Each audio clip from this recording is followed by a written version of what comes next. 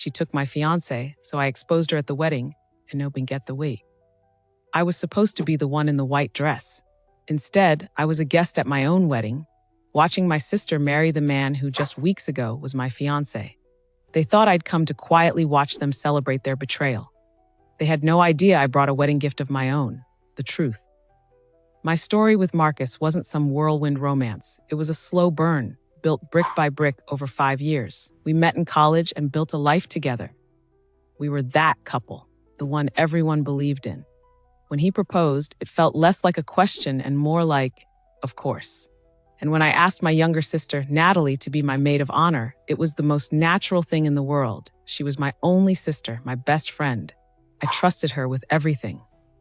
The wedding planning was a blur of joy. I had a very specific vision, from the blush-colored roses to the string quartet playing our song. Natalie was right there with me for every single decision, every fitting. She was more enthusiastic than anyone, and I thought it was love. I know now it was the energy of a predator sizing up its prey. My entire world came crashing down 3 days before the wedding. I came home early from a meeting with the caterer, excited to surprise Marcus. And I did. I found him in our living room, but he wasn't alone. Natalie was with him. They weren't just talking. They were surrounded by all the little pieces of my wedding. My veil was draped over a chair, my honeymoon lingerie was spilt out of its box, and my sister was wearing my engagement ring. Not a copy. My ring.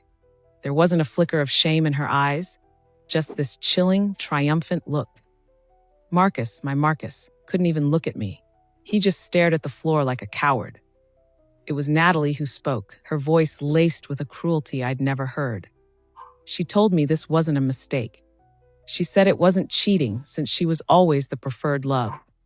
It was a calculated plan. She said she deserved my life, that it should have been hers all along.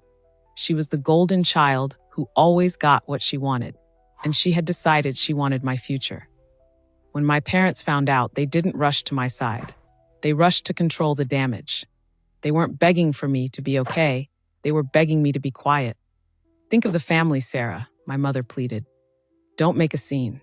They wanted me to just swallow the betrayal and step aside so Natalie could have her perfect day. They expected me to suffer in silence. And in that moment, I let them believe I would.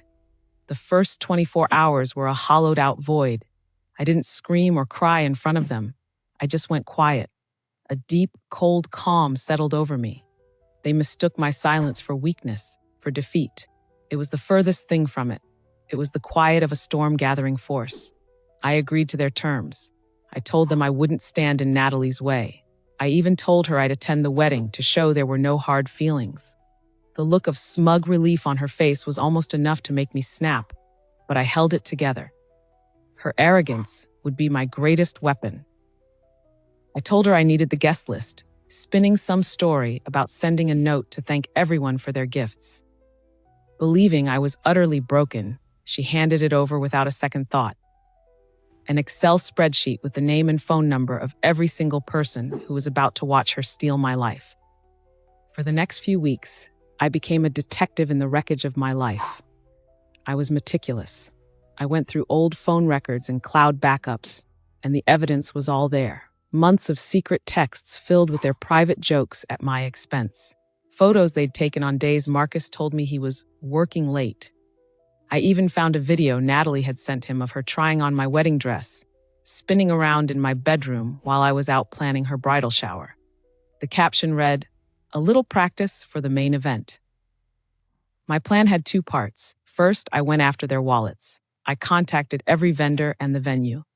I showed them the contracts, all in my name, which were paid for with my personal savings. I made it clear that since my wedding was canceled, the contracts were void. If Natalie and Marcus wanted the same 5-star everything, they'd have to pay for it all themselves, at full, last-minute prices. Second, and more importantly, was the wedding gift. I spent an entire day putting everything into a single, elegant digital folder. The texts, the photos, the video of her in my dress. I uploaded it all to a private, password-protected webpage. The password was simple. The truth. Then I wrote a simple message and scheduled it to be sent to every phone number on that guest list. It was timed for exactly 2:15 p.m. on the wedding day. the precise moment the officiant would ask if anyone had any objections. The day arrived. I chose my outfit with care. A sleek black dress, elegant, severe, and completely out of place. When I walked into the venue, a hush fell over the guests who knew me. They looked at me with pity. I just gave them a small, serene smile. Natalie was radiant in the white dress I had picked out, holding the blush-colored roses I had chosen. As she walked down the aisle, she met my eyes and gave me this tiny, triumphant smirk. She really thought she had won. Marcus was just standing at the altar, looking pale and strained. He saw me, flinched, and quickly looked away. The ceremony was a surreal performance. Hearing them exchange vows full of words like trust and honesty, I felt strangely detached, like I was watching a movie. My heart wasn't even racing. I was completely calm. Then came the moment. The officiant smiled. If there is anyone here who has just cause for why these two should not be united, speak now or forever hold your peace.